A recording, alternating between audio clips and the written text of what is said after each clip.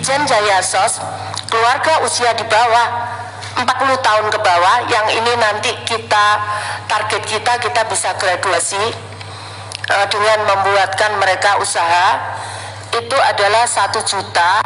Untuk PKH 1.703.707.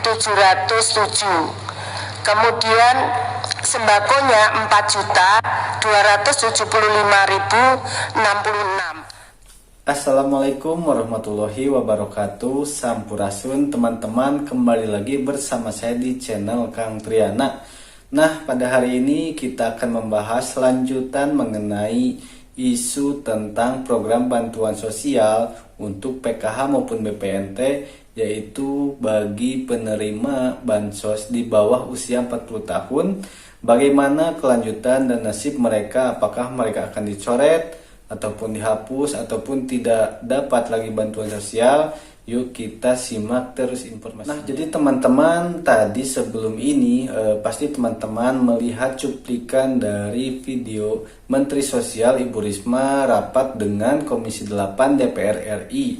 Nah, di sana dikatakan bahwa target dari Ibu Risma ataupun dari Kementerian Sosial bagi penerima bantuan sosial, khususnya yang di bawah usia 40 tahun ataupun keluarga muda, mereka akan diberikan sebuah pelatihan ataupun pemberdayaan bagi mereka sehingga tidak dapat lagi, yaitu bantuan sosial PKH BPNT yang reguler, yang bersifat mereka akan menerima uang tunai sejumlah ataupun sesuai dengan komponennya, dialihkan dan diganti dengan bantuan yang lainnya seperti pemberdayaan, pelatihan keterampilan, dan juga pemberian modal usaha bagi mereka keluarga muda. Jadi teman-teman, sebelumnya aturan di dalam penerima bantuan sosial bahwa seluruh penerima bantuan sosial PKH itu tidak ada batasan usia ya.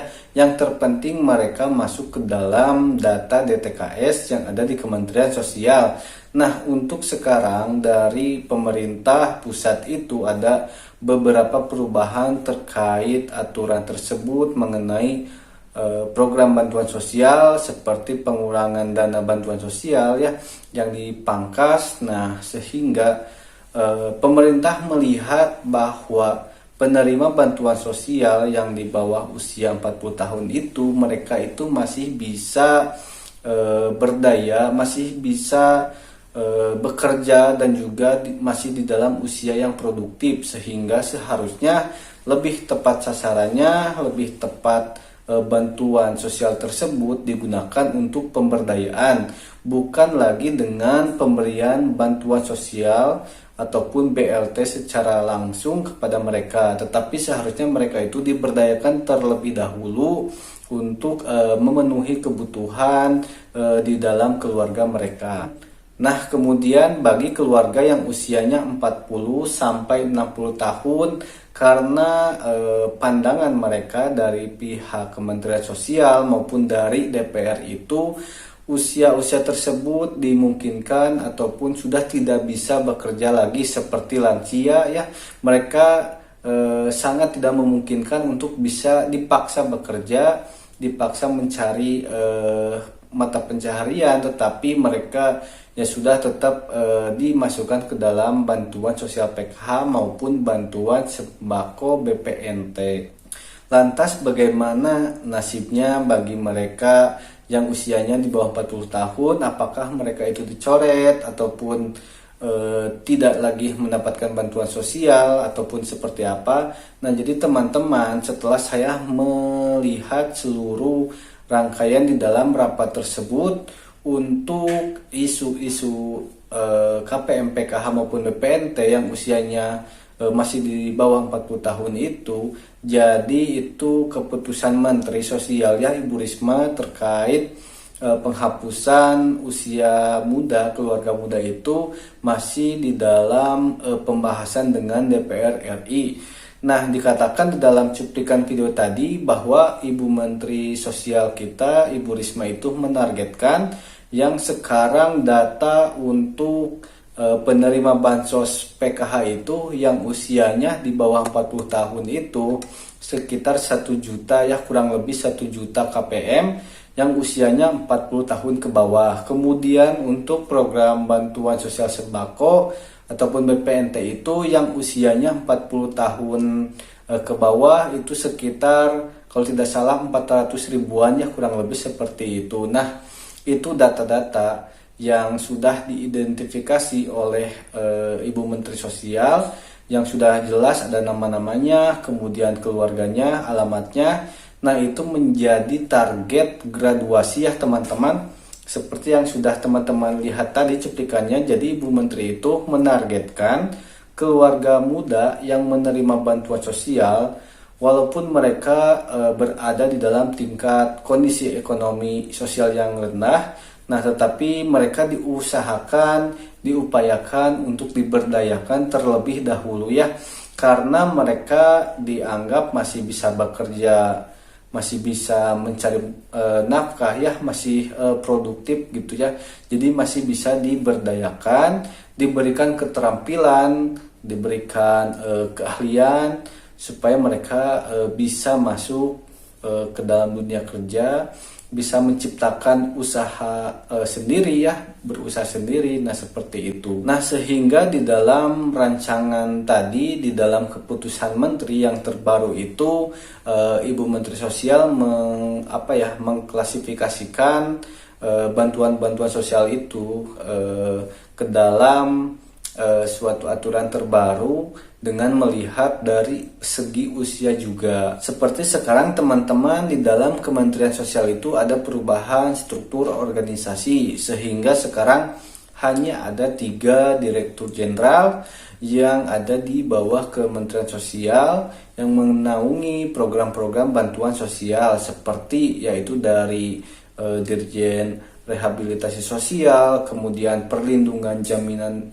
Sosial Keluarga, dan juga pemberdayaan sosial. Nah, untuk rehabilitasi sosial yaitu untuk anak-anak terlantar, kemudian juga lansia terlantar, nah juga bisa disabilitas. Nah, itu termasuk ke dalam rehabilitasi sosial yang nanti kemudian bisa misalkan anak-anak yang terlantar ya, anak yatim seperti itu bisa dimasukkan ke dalam panti-panti supaya mereka tetap terjaga keberfungsian sosialnya dan terpenuhi kebutuhan yang dibutuhkan oleh anak tersebut. Nah, selanjutnya disabilitas juga bisa dimasukkan ke dalam panti disabilitas supaya mereka tetap mendapatkan hak-haknya, tetap mendapatkan kualitas hidup yang baik ya. Dan juga lansia-lansia yang terlantar, yang mereka hidup tinggal sendiri, tidak ada keluarga yang mengurusnya. Nah, itu juga bisa masuk ke dalam panti supaya lansia tersebut tetap terjaga ya, kualitas hidupnya tetap terpenuhi kebutuhan-kebutuhannya. Nah, itu di Dirjen yang pertama, rehabilitasi sosial. Kemudian yang kedua yaitu Dirjen Perlindungan dan Jaminan Sosial. Nah, ini termasuk ke dalam program PKH maupun BPNT di dalamnya. Nah, ini khusus untuk keluarga yang usianya 40 sampai dengan 60 tahun. Nah, jadi untuk keluarga di dalam rentang usia tersebut dimasukkan ke dalam program PKH dan BPNT karena pandangan dari pemerintah mereka itu dianggap sudah tidak bisa bekerja ya, tidak produktif lagi ya, sehingga tidak bisa dipaksakan mereka untuk berdaya, ya sudah mereka diberikan program bantuan sembako untuk memenuhi kebutuhan pangan sehari-harinya, kemudian juga untuk PKH. Nah, itu untuk khusus usia 40-60 tahun. Nah, kemudian untuk Dirjen Pemberdayaan Sosial, nah ini klasifikasi bagi keluarga muda yang usianya 40 tahun ke bawah, mereka akan diberdayakan ya. Di sini rancangannya mereka itu akan diberikan pelatihan, pemberdayaan, bisa saja dengan wirausaha ya, dengan kelompok-kelompok usaha. Nah, itu diberdayakan sehingga mereka mempunyai pemasukan, pendapatan, perekonomian mereka. Nah, itu teman-teman penjelasan tadi dalam cuplikan video yang telah saya sampaikan mengenai rapat dengan Menteri Sosial dengan DPR itu mengenai isu-isu bahwa 40 tahun yang menerima bansos itu akan dihapuskan atau tidak. Nah, tapi teman-teman, untuk kejelasan mengenai kapan sih aturan ini akan 100% dilaksanakan. Nah, jadi setelah saya melihat lagi ya di dalam video tersebut bahwa itu masih merupakan target Ibu Menteri Sosial ke depannya, yang jelas pasti akan dilaksanakan, tetapi waktunya tidak akan tahu pelaksananya seperti apa gitu kan. Tetapi yang jelas target Ibu Risma seperti itu, yang telah mengeluarkan keputusan Menteri Sosial yang terbaru mengenai bantuan sosial PKH maupun BPNT. Nah, teman-teman, bagi penerima bansos yang usianya 40 tahun ke bawah, ya mungkin bersiap-siap saja, kita akan menghadapi aturan terbaru. Bisa saja teman-teman tidak dapat menerima lagi bantuan sosial PKH maupun BPNT, tetapi akan diberikan bantuan sosial yang lainnya, yaitu bisa merupakan pemberdayaan, pelatihan keterampilan ya bagi teman-teman yang usianya di bawah 40 tahun ya. Nah, mungkin sekian dulu informasi untuk hari ini mengenai bantuan sosial yang terbaru, update terbaru.